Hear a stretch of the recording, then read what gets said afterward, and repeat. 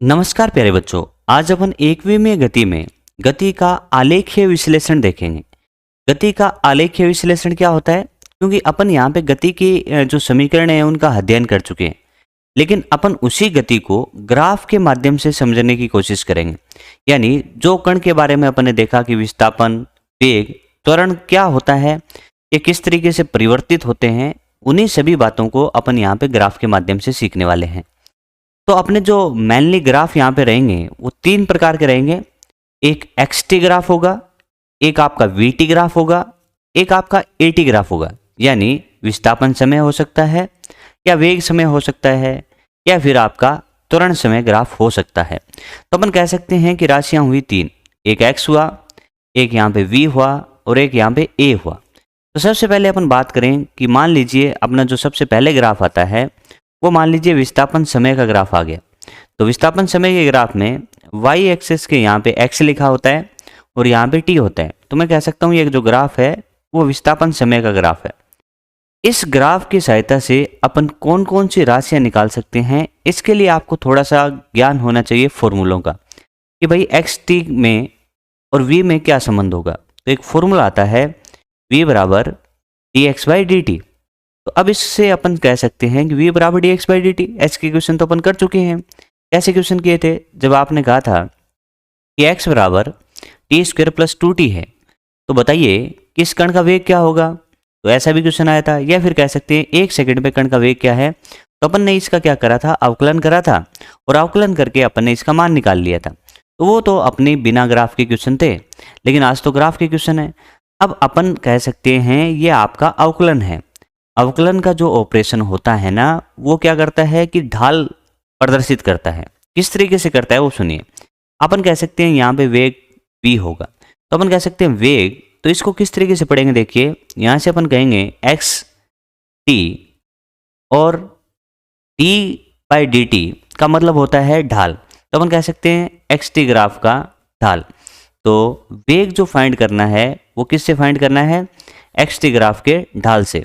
तो मैं कह सकता हूँ कि एक रिजल्ट अपने को मिल गया कि ये जो एक्स टी ग्राफ है यानी विस्थापन समय ग्राफ है, उसका ढाल आपको वेग प्रदान करेगा। ये बात आपको अच्छे से समझ में आनी चाहिए। तो इसको ध्यान कैसे रखना है, फॉर्मूला ध्यान रखना है कि v बराबर d x by D T, यानी वेग क्या होगा, एक्स टी ग्राफ का ढाल होगा। चलिए ये तो हो गए विस्थापन समय वक्र की बात। हाँ तो बच्चों, अभी अपन ने विस्थापन समय वक्र के बारे में देखा कि विस्थापन समय वक्र का जो ढाल होगा वो आपको वेग देगा। इसी तरीके से अपन अब पढ़ते हैं वेग समय वक्र। वेग समय वक्र में यहाँ पे अपन कह सकते हैं v होगा, यहाँ पे आपका t होगा। अब देखने वाली बात यह है कि वेग समय वक्र से अपन कौन सी राशियाँ निकाल सकते हैं। तो इसके लिए आपको फॉर्मूला पता होना चाहिए। a बराबर अपन जानते हैं D we by D T होता है। a बराबर क्या होता है? D we by D T होता है। इसको अपन लिख सकते हैं कि a आपका त्वरण होगा, और D we by D T को अपन पढ़ सकते हैं कि ये आपका वी टी वक्र या वी टी ग्राफ का ढाल होगा। यहाँ से अपने को समझ में आता है कि यदि आपको वी टी ग्राफ से त्वरण निकालना हो तो आप क्या कर सकते हो कि वी टी वक्र का जो ढाल होगा वो ये आपका त्वरण होगा। यहाँ से एक बात अपने को समझ में आ गई कि वी टी वक्र का ढाल आपको त्वरण बताएगा। चलिए दूसरा अपन सीखते हैं कि एक संबंध ये भी होता है कि v बराबर d x by D T. v बराबर d x by D T से क्या फाइंड कर सकते हैं? तो अपन कह सकते हैं कि डी एक्स को एक तरफ रखिए और v डी टी को एक तरफ रखिए। अब क्या कर दीजिए, दोनों तरफ समाकलन कर दीजिए। तो आप कह सकते हो डी एक्स का समाकलन करोगे तो डेल्टा एक्स आएगा, और डेल्टा एक्स आएगा, इधर ऐसे का ऐसे लिख दें v डी टी। इसको पढ़ना आपको आना चाहिए। अपन कह सकते हैं कि डेल्टा एक्स जो आपका है ना, वो आपका विस्थापन है। डेल्टा एक्स क्या है? विस्थापन है। v डी टी को कैसे पढ़ेंगे? अपन कह सकते हैं समाकलन किसके लिए यूज होता है? समाकलन आपका क्षेत्रफल के लिए काम आता है और अवकलन आपका ढाल के लिए काम आता है। इसको अपन ऐसे पढ़ेंगे, ये आपका v है और ये आपका t है। तो आप कह सकते हो भाई वी टी वक्र का क्षेत्रफल, वी टी वक्र का क्षेत्रफल। ये क्षेत्रफल नाम कहाँ से आया? ये क्षेत्रफल नाम समाकलन की जगह आता है, क्योंकि जिस तरीके से अपन ढाल नाम किसकी जगह लिखते हैं? अवकलन की जगह लिखते हैं, उसी तरीके से क्षेत्रफल अपन लिख सकते हैं समाकलन की जगह। तो अपन कह सकते हैं कि वी टी वक्र का क्षेत्रफल आपको विस्थापन दे देगा और वी टी वक्र का ढाल आपको त्वरण दे देगा। तो ये बातें आपको याद नहीं, रटना नहीं है, आपको फॉर्मूला ध्यान रखना है। a बराबर D we by D T, आप कह सकते हो वी टी वक्र का ढाल आपको त्वरण देगा, और v बराबर d x by D T. यदि आपको विस्थापन निकालना है तो डेल्टा एक्स बराबर समाकलन वी डी टी होगा। तो आप कह सकते हो कि विस्थापन बराबर क्या होगा? वीटी वक्र का क्षेत्रफल। ये बात आपको अच्छे से समझ में आ गई होंगी। चलिए इसी तरीके से अपन एटी वक्र भी देख लेते हैं। तो अपन कह सकते हैं ये आपका होगा त्वरण समय ग्राफ। तो अपन कह सकते हैं ये होगा आपका एटी ग्राफ। अब एटी ग्राफ से क्या आएगा? तो अपन कह सकते हैं D A by D T. अपन कोई ऐसा राशि नहीं पढ़ते हैं अभी तक तो फिर क्या हो सकता है? तो अपन कह सकते हैं एक संबंध होता है ए बराबर D we by D t. A बराबर D we by D T. आप कह सकते हो ए दिया है टी दिया है, तो आप यहाँ से वी जैसा कोई राशि निकाल सकते हैं। तो चलिए अपन कहते हैं यहाँ पे डेल्टा वी लिख सकते हैं, सॉरी डी वी लिख सकते हैं, और यहाँ पे आप ए टी लिख सकते हैं। दोनों तरफ क्या कर दो बच्चों? समाकलन कर दो। तो आप कह सकते हो कि डी वी का जो समाकलन होगा वो आपका होगा डेल्टा वी। इसको आप कह सकते हो ए डी टी। इसको आपको पढ़ना आना चाहिए। पढ़ेंगे कैसे? डेल्टा वी क्या बोलेंगे? डेल्टा वी होगा बच्चों वेग में परिवर्तन। डेल्टा वी क्या होगा? वेग में परिवर्तन। बोला इसको क्या पढ़ेंगे? तो इसको पढ़ने का सिंपल सा तरीका, ये क्या है? ए है, ये क्या है? टी है। तो आप कह सकते हो ए टी वक्र, ए टी वक्र का क्षेत्रफल, ए टी वक्र का क्षेत्रफल। तो इस तरीके से अपन कह सकते हैं कि ए टी वक्र का जो क्षेत्रफल होगा ना वो आपको वेग में परिवर्तन देगा। तो ए टी वक्र के क्षेत्रफल से आप वेग में परिवर्तन निकाल सकते हैं। तो मैं एक बार आपको रिवाइज करवाऊँ तीनों चीज़ें। तो आप कह सकते हो पहला अपना था एक्स टी ग्राफ। कौन सा ग्राफ था? X T. एक्स टी का जो ढाल होगा वो आपको वेग देगा। समझ में आया? फिर दूसरा अपना ग्राफ था वी टी। आप कहेंगे कि वी टी का ढाल त्वरण देगा, वी टी का क्षेत्रफल विस्थापन देगा। और फिर तीसरा अपना था ए टी। तो ए टी का क्षेत्रफल आपको वेग में परिवर्तन देगा। तो गति का आलेखीय विश्लेषण में आपको ये तीन चीज़ें अच्छे से आनी चाहिए कि भाई वी टी का क्षेत्रफल क्या देगा, वी टी का ढाल क्या देगा, ए टी का क्षेत्रफल क्या देगा, इसी तरीके से एक्स टी ग्राफ का ढाल आपको क्या बताएगा, ये तुरंत आपको आना चाहिए। तो आने वाले ग्राफ अपन देखेंगे तो वो आपको तुरंत समझ में आ जाएंगे। हाँ तो प्यारे बच्चों, अब अपन देखते हैं स्थिति समय ग्राफ यानी पोजीशन टाइम ग्राफ। स्थिति समय ग्राफ कितने तरीके से बन सकता है ये देखेंगे। उसके बाद एक्सटी ग्राफ से क्या सूचनाएं अपन निकाल सकते हैं, जैसे वेग के बारे में, त्वरण के बारे में या स्थिति के बारे में, वो जानने की कोशिश अपन करेंगे। तो सबसे पहला ग्राफ जो आपको दिया गया है एक्सटी वक्र, वो ऐसे टी एक्सिस के समांतर दे दिया गया। अब देखिए जो पॉसिबिलिटी हो सकती है ग्राफ की वो इस तरीके से हो सकती है, सरल रेखा के अंदर ये सरल रेखा ऊपर जाए, ये सरल रेखा ऐसे समांतर हो, और ये सरल रेखा ऐसे नीचे की ओर आए। तो अपन कह सकते हैं कि जैसे फॉर एग्जांपल यहाँ पे इस वाली एक्सिस पे x लिखा है, तो अपन कह सकते हैं इसके केस में ग्राफ जब ऊपर जाएगा तो x बढ़ेगा, इसमें जब ग्राफ नीचे जाएगा तो x घटेगा, और ऐसे ऐसे रहेगा। तो अपन कह सकते हैं इसके लिए x का मान नियत होगा। तो मैं इस ग्राफ को देख के कह सकता हूँ कि ये ग्राफ ऐसे, तो इसके लिए क्या है भाई, x आपका नियत है। x नियत होने का मतलब क्या है? इसकी स्थिति नियत है, यानी अपन कह सकते हैं कि इसकी स्थिति में कोई परिवर्तन नहीं हो रहा है। इसका मतलब अपन कह सकते हैं कोई कण जैसे x बराबर 2 मीटर पे है, वो समय बीतने के साथ x बराबर 2 मीटर पे है। तो मैं कह सकता हूँ कि x बराबर 2 मीटर पे ये रहता है समय बीतने के साथ। तो अपन कह सकते हैं ये कण किस में है? विराम में है। तो एक रिजल्ट अपन यहाँ से निकाल सकते हैं कि ये जो ग्राफ बनेगा वो उस कण के लिए बनेगा जो विराम में है। पहला रिजल्ट इस तरीके से निकाला। अब अपन कहते हैं कि एक चीज़ ये भी जानते हैं कि एक्स टी ग्राफ का जो ढाल होगा वो वेग देगा। अपन जानते हैं कि v बराबर क्या होता है बच्चों? D x by D t. V बराबर d x by D t मतलब अपन कह सकते हैं जो वेग होगा वो एक्स टी वक्र का ढाल होगा। ये अपन पहले भी पढ़ चुके हैं। तो यहाँ पे देखने वाली बात है कि ढाल कितना होगा। तो अपन कह सकते हैं कि इस वाले के सापेक्ष जो भी ग्राफ होता है उसका ढाल कितना होता है? शून्य होता है। तो अपन यहाँ पे कह सकते हैं ढाल शून्य है। ढाल शून्य होने से आप यहाँ पे कह सकते हो कि वेग कितना है? शून्य है। वेग शून्य होने का मतलब वही कि कण किस में है? विराम में है। तो यहाँ पे अपन कह सकते हैं कण विराम में है। तो यहाँ से अपन ने दोनों तरीके से प्रूव कर दिया कि जब x परिवर्तित नहीं होता तो कण विराम में होता है, जब एक्स टी वक्र का जब ढाल शून्य होगा तब भी वेग उसका शून्य होगा। ये बात आपको अच्छे से समझ में आ गई होगी। चलिए अब नंबर 2 ग्राफ को देखते हैं। 2 नंबर ग्राफ में अपन कह सकते हैं कि भाई ग्राफ ऊपर जा रहा है तो x बढ़ रहा है, तो x बढ़ रहा है यानी स्थिति समय के साथ परिवर्तित हो रही है और x का मान बढ़ता भी जा रहा है। चलिए ये बात हो गई। दूसरा अपन इसका ढाल के बारे में सूचना निकालें तो अपन कह सकते हैं ये ढाल है, तो इसके लिए जो थीटा बन रहा है वो नियत है। तो अपन कह सकते हैं इसका ढाल पहली बात तो नियत है। उसके बाद अपन ढाल देखें, ढाल का चिन्ह देखें तो अपन कह सकते हैं थीटा 90 डिग्री से कम है तो ढाल आपका पॉजिटिव है। तो यहाँ से अपन कह सकते हैं ढाल नियत भी है और ढाल पॉजिटिव भी है। और आप जानते हो कि एक्स टी ग्राफ का ढाल वेग देगा, तो आप कह सकते हो वेग कण का कैसा है? नियत है, और उसके साथ साथ वेग पॉजिटिव भी है। आप कह सकते हो कण का वेग नियत है और पॉजिटिव है, तो ऐसा कह सकते हैं। तो अपन कह सकते हैं जब वेग नियत हो, तो वेग जब नियत होता है तो आपका त्वरण शून्य होता है। इसमें अपन कह सकते हैं कि त्वरण शून्य होगा। और वेग जब नियत होता है तो उसको अपन एक समान गति भी कहते हैं।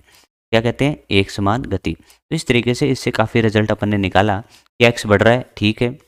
ढाल इसका नियत तथा धनात्मक होने से अपन कह सकते हैं वेग नियत तथा धनात्मक होता है। और जब वेग नियत होता है तो उसको एक समान गति कहते हैं, और जब वेग नियत होता है तो त्वरण भी शून्य होता है। तो इस तरीके से एक्स-टी ग्राफ के इससे कई सूचनाएं अपन ने निकाली। चलिए अपन देखते हैं ग्राफ नंबर 3 को। इसमें भी कह सकते हैं ग्राफ आपका सरल रेखा है। तो आप कह सकते हैं इस ग्राफ में देखें तो एक्स भाई क्या हो रहा है, समय बीतने के साथ ग्राफ नीचे की ओर आ रहा है, तो एक्स इसके अंदर घट रहा है। ये बात आपको समझ में आई। दूसरी सूचना अपन निकालते हैं ढाल की। तो ढाल अपन कह सकते हैं यहाँ पे ढाल होगा तो नियत। ढाल कैसा है? नियत, क्योंकि सरल रेखा का ढाल नियत होता है। बट है कैसा? तो आप कह सकते हैं जो थीटा है वो 90 डिग्री से ज़्यादा है, तो ढाल आपका नेगेटिव होगा। आप यहाँ पे ये कह सकते हैं ढाल नेगेटिव है। अब यहाँ पे अपन बात करें किसकी, क्योंकि ढाल ही वेग होगा, तो वेग आपका कैसा होगा? वेग आपका नियत होगा और इसके साथ साथ वेग आपका नेगेटिव होगा। तो अपन कह सकते हैं वेग आपका नियत और नेगेटिव होगा, तो आप कह सकते हैं जो त्वरण होगा वो आपका 0 होगा। तो इस तरीके से अपन कह सकते हैं वेग नियत और नेगेटिव होगा। ठीक है, ये बात आपको समझ में आ गई होंगी कि इससे किस तरीके से सूचनाएं निकाली जाती हैं। अब आते हैं ग्राफ नंबर 4 में। इस बार ग्राफ नंबर 4 जो है वो आपका परवलय है। इसके अंदर अपन देखें तो ढाल इसके अंदर क्या है? परिवर्ती है। तो सबसे पहले अपन देखेंगे एक्स बढ़ रहा है, इसमें कोई दिक्कत नहीं है। दूसरा अपन इसके ढाल के बारे में देखना चाहते हैं। तो ढाल इसका इंपॉर्टेंट है। कोशिश करें इस बिंदु पे ढाल निकालें। तो आप इस बिंदु पे एक सरल रेखा बना लेते हैं। एक दूसरी सरल रेखा यानी स्पर्श रेखा अपन ऐसे बनाते हैं। तो इस बिंदु पे एक स्पर्श रेखा ऐसे बना लेते हैं। तो आप कह सकते हैं इस रेड वाली स्पर्श रेखा का ढाल कम है और इस हरे वाली स्पर्श रेखा का ढाल ज़्यादा है। तो अपन कह सकते हैं कि ढाल बढ़ने से, थीटा बढ़ने से ढाल बढ़ता है। तो अपन कह सकते हैं जैसे अपन इधर की तरफ जाएं तो समय बढ़ेगा तो ढाल बढ़ेगा। तो अपन यहाँ पे कह सकते हैं देखिए थीटा का मान 90 से कम भी है और थीटा का मान बढ़ भी रहा है। तो मैं कह सकता हूँ ढाल क्या हो रहा है? ढाल बढ़ रहा है। ढाल क्या हो रहा है? बढ़ रहा है। लेकिन ढाल कैसा है? पॉजिटिव है। तो अपन यहाँ पे कह सकते हैं जो वेग है वो वेग क्या है? वेग बढ़ रहा है। वेग क्या है? बढ़ रहा है। और वेग आपका पॉजिटिव भी है। इस वजह से अपन कह सकते हैं कि इस केस में ढाल पॉजिटिव है और ढाल बढ़ रहा है। तो अपन कह सकते हैं वेग भी पॉजिटिव है और वेग बढ़ रहा है। इस केस में कह सकते हैं ये आपकी गति कौन सी गति होगी? त्वरित गति होगी। तो अपन जानते हैं ना जब किसी कण की चाल बढ़ती है तो उसको अपन त्वरित गति कहते हैं। और इस केस में अपन कह सकते हैं कि चाल तभी बढ़ती है जब वेग और त्वरण एक ही दिशा में हो। तो मैं कह सकता हूँ वेग इस ग्राफ से कह दिया पॉजिटिव है, तो ए भी कैसा होगा? पॉजिटिव होगा। ये वाला ग्राफ अपन जानते हैं। इसके अलावा थोड़ी सी सूचनाएं आप याद रखें कि जब एक्स-टी जो वक्र हो और उस एक्स-टी वक्र में जो परवलय इस तरीके से ओपन हो, तो उस केस में ए का आंसर कैसा रहता है बच्चों? पॉजिटिव रहता है, क्योंकि आगे चल के ऐसे क्वेश्चंस भी आते हैं। तो ये आपको अच्छे से समझ में आया होगा कि किस तरीके से अपन ने सूचना इससे फाइंड करी। तो चलिए आगे वाला ग्राफ देखते हैं। आगे वाला ग्राफ है आपका एक्स-टी वक्र। तो इसमें अपन कह सकते हैं देखिए ग्राफ ऊपर की तरफ जा रहा है तो एक्स तो बढ़ ही रहा है, तो एक्स बढ़ रहा है, अच्छी बात है। उसके बाद अपन ढाल के बारे में सूचना इकट्ठी करेंगे। तो इस बिंदु पे स्पर्श रेखा बनाइए, तो ये स्पर्श रेखा रही। इस बिंदु पे स्पर्श रेखा बनाएंगे तो अपन कह सकते हैं कि इस बिंदु पे स्पर्श रेखा बनाएंगे तो इस तरीके से होगी। तो अपन कह सकते हैं देखिए इस स्पर्श रेखा का जो रेड वाली है उसके लिए थीटा है और जो ये हरी वाली है तो इसके लिए थीटा है। तो मैं कह सकता हूँ देखिए ये वाला प्रारंभिक बिंदु था, ये अपना दूसरे बिंदु था। तो अपन कह सकते हैं इधर जाने पे थीटा का मान क्या हो रहा है? घट रहा है। थीटा का मान क्या हो रहा है? घट रहा है। तो थीटा का मान घटने से आप कह सकते हो ढाल कैसा है? ढाल आपका घट रहा है। ढाल कैसा है? घट रहा है। ढाल घट तो रहा है लेकिन थीटा का मान है तो पॉजिटिव ना। आप कहोगे थीटा का मान थीटा का मान है तो 90 से कम ही ना। तो 90 से कम जब थीटा होगा तो ढाल कैसा होगा? पॉजिटिव होगा। इस केस में आप कहेंगे जो ढाल होगा वही तो आपका वेग होगा। तो वेग इस केस में क्या हो रहा है? घट रहा है। वेग कैसा है? घट रहा है। और इसके साथ साथ वेग पॉजिटिव भी है। तो आप कह सकते हो इस केस में आपका जो वेग है वो इस तरीके से, वेग कैसे है? इस तरीके से, लेकिन वेग घट रहा है। तो वेग घटाने के लिए अपन कह सकते हैं कि जो त्वरण लगेगा वो इसके विपरीत दिशा में लगेगा। तो अपन कह सकते हैं त्वरण की दिशा ऐसे होगी। जब चाल घटती है तो उस गति को अपन मंदित गति कहते हैं। तो एक प्रकार से ये मंदित गति है जिसके अंदर क्या है कि चाल घट रही है, और चाल जब घटती है तो अपन कह सकते हैं कि वेग तथा त्वरण एक दूसरे के विपरीत है। लेकिन ग्राफ से आपने निकाल लिया कि वेग कैसा है, पॉजिटिव है, तो आप गारंटी के साथ कह सकते हो कि त्वरण कैसा होगा, नेगेटिव होगा। तो ये आपको अच्छे से समझ में आई होगी। तो इस तरीके से मैंने यहाँ पे आपको 5 ग्राफ दिखाए। एक्स का पहला ग्राफ, इसी तरीके से ये दूसरा ग्राफ जिसमें सरल रेखा का ढाल नियत था, पॉजिटिव था, इसी तरीके से ढाल नेगेटिव वाला था, और इसी तरीके से ढाल ये बढ़ते वाला था, और आखिरी में ढाल घटते वाला गया था। तो इस तरीके से अपन ने एक्स टी वक्र के बारे में सूचनाएं ली। अब देखिए इसी तरीके से अपन कह सकते हैं कि वेग समय ग्राफ के बारे में भी देख सकते हैं। तो वही बातें, वेग समय ग्राफ हो तो अपने को पता है कि ए बराबर क्या होता है, D we by D t. A बराबर D we by D T होता है, तो आप कह सकते हैं कि त्वरण किससे आएगा, वी टी वक्र के ढाल से। ये सूचनाएं पहले लिख लेते हैं।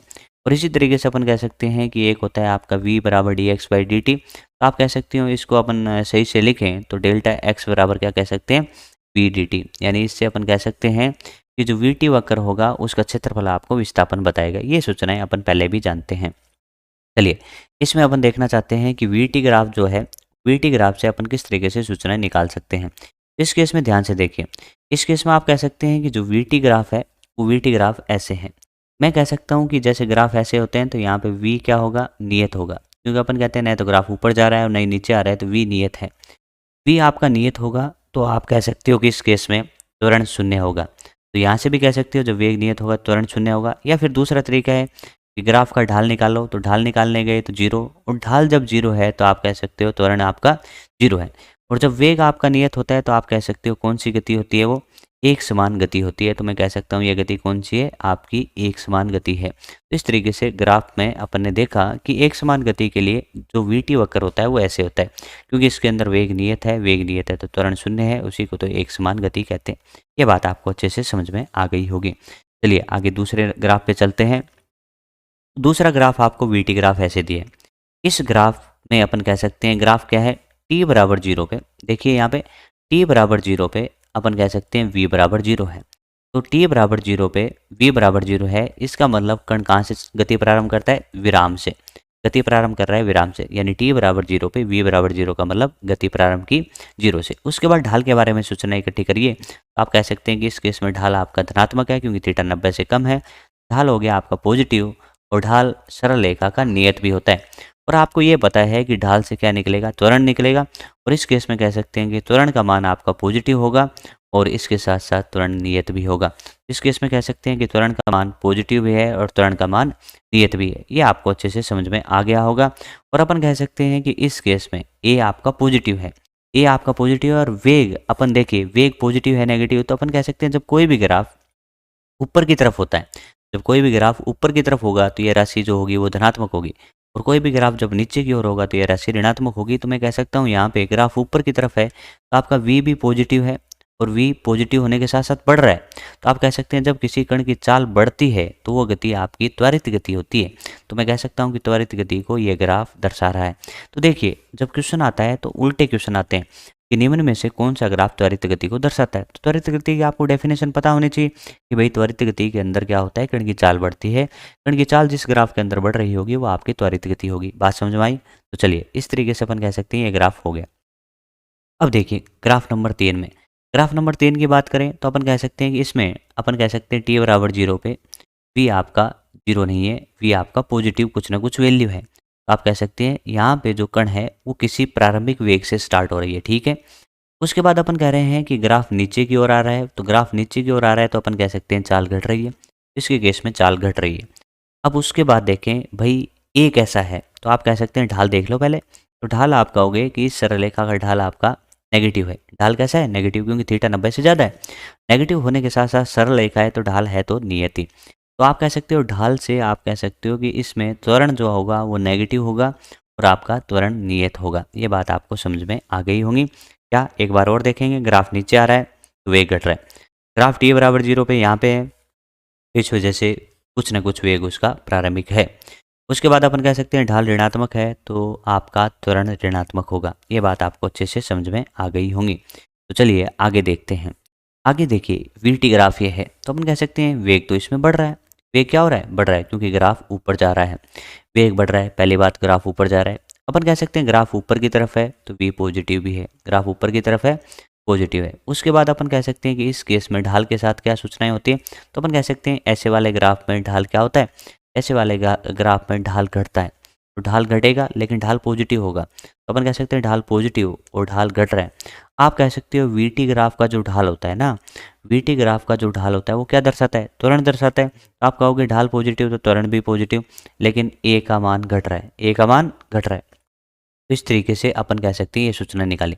देखिए इस केस में वी कैसा है, पॉजिटिव है, ए भी पॉजिटिव है, तो अपन कह सकते हैं वी ऐसे है, ए भी ऐसे है, तो चाल तो बढ़नी थी, तो अपन कहेंगे चाल बढ़ रही है। त्वरण घटने से चाल नहीं घटती, ये कोई मीनिंग नहीं होता। त्वरण घटने का मतलब होता है कि जो चाल बढ़ने का जो दर थी वो थोड़ी कम है, लेकिन चाल बढ़ेगी जरूर। समझ में आ रहा है, ग्राफ भी कह रहा है कि ग्राफ ऊपर की तरफ जा रहा है ऐसे, तो चाल बढ़ रही है। ये बात आपको समझ में आ गई होंगी। आगे चलते हैं, आगे चल के अपन इस ग्राफ को देखें, तो इस ग्राफ से अपन क्या सूचना निकाल सकते हैं। देखें इस केस में भी कह सकते हैं ग्राफ कहाँ जा रहा है, ऊपर जा रहा है, तो वेग बढ़ रहा है या चाल बढ़ रही है। इस केस में ढाल की बात करें तो ढाल अपन कह सकते हैं इस ग्राफ का ढाल, भाई ऐसे वाले ग्राफ का ढाल कैसा होता है, 90 डिग्री से कम है तो ढाल पॉजिटिव, लेकिन अपन कह सकते हैं कि इस केस में ढाल बढ़ता भी है। इस केस में ढाल क्या होगा, बढ़ेगा। आप कह सकते हो ढाल का मान क्या बताएगा, त्वरण बताएगा, क्योंकि अपन जानते हैं ए बराबर D we by D T, तो वी टी ग्राफ का ढाल आपको त्वरण बताएगा। आप कहोगे ढाल पॉजिटिव तो त्वरण पॉजिटिव, और इसके साथ साथ आपका त्वरण बढ़ भी रहा है। इस केस में भी अपन कह सकते हैं कि वेग कैसा है, पॉजिटिव है, त्वरण भी कैसा है, पॉजिटिव है, तो चाल तो बढ़नी थी। इस तरीके से अपन कह सकते हैं ये वाले ग्राफ अपन ने देख लिए। इस तरीके से एक्स टी ग्राफ देखे 5, और इसी तरीके से वी टी ग्राफ देखे, और इन ग्राफ से किस तरीके से सूचनाएं निकाली जाती हैं अपन ने अच्छे से देखे। चलिए लास्ट में अपन ग्राफ देख रहे हैं त्वरण समय ग्राफ। अब देखिए त्वरण समय ग्राफ से अपन कैसे सूचनाएं निकालते हैं, तो इसमें अपन 2 ग्राफ पढ़ेंगे। पहला ग्राफ देखिए एटी वक्र है। आप कहते हो कि ग्राफ ऐसे जाए तो ये राशि बढ़ती है, ऐसे जाए तो नियत, और ऐसे आए तो घटती है। इससे अपन सूचनाएं निकालते हैं। ग्राफ ऐसे वाला है तो अपन कहेंगे ये क्या है इसके अंदर, ये तो आपका नियत है, ये आपका नियत है। इसके साथ साथ बताइए ये धनात्मक है या ऋणात्मक, तो आप कह सकते हो जब ग्राफ ऊपर की साइड हो तो पॉजिटिव और नीचे की साइड हो तो नेगेटिव, तो यहाँ पे पॉजिटिव होता है तो यहाँ पे नेगेटिव, तो ग्राफ ऊपर की साइड है तो आप कह सकते हो ए पॉजिटिव होगा। ये बात आपको अच्छे से समझ में आ गई होगी। ए इसके अंदर क्या है बच्चों, नियत है, और ए इसके अंदर पॉजिटिव है। अब बात यहाँ पे करते हैं, यहाँ पे अपन बात करें तो ग्राफ कहाँ जा रहा है, ऊपर की तरफ जा रहा है। तो ग्राफ ऊपर की तरफ जा रहा है तो आप कह सकते हो ए इसके अंदर क्या हो रहा है, बढ़ रहा है। ए क्या हो रहा है, बढ़ रहा है, ए इंक्रीज कर रहा है। इसके बाद अपन कह सकते हैं ए कैसा है, तो ए आपका पॉजिटिव है, क्योंकि ग्राफ आपका ऊपर की तरफ है। तो इसके अंदर क्या है, ए पॉजिटिव है और ए बढ़ भी रहा है। तो ये बात आपको समझ में आ गई होंगी। तो इस तरीके से अपन ने एक्स टी ग्राफ देखा, आपने वी टी ग्राफ देखा, और आपने ए टी ग्राफ देखा। तो इसमें से कुछ सूचनाएं आपको पता होना चाहिए कि एक्स टी वक्र का ढाल आपको वेग बताएगा, वी टी वक्र का ढाल आपको त्वरण बताएगा, और उसके बारे में ग्राफ का अध्ययन करने के लिए 3 चीज़ें ध्यान रखें। ग्राफ ऊपर जाएगा तो बढ़ेगा, और ऐसे रहेगा तो नियत, और ऐसे आएगा तो घटेगा। और ग्राफ जब ऊपर की ओर होगा तो पॉजिटिव, और ग्राफ नीचे की ओर होगा नेगेटिव। मैं उम्मीद करता हूँ कि ये वाला जो आपने अभी तक पढ़ा वो अच्छे से समझ में आया होगा। तो आपको अच्छे से समझ में आया हो और ऐसे वीडियो आप और चाहते हो तो चैनल को सब्सक्राइब करें, लाइक एंड शेयर जरूर करें, जिससे हमको मोटिवेशन मिलता रहे कि हम ऐसे ही वीडियो आपके लिए और बनाते रहें। धन्यवाद।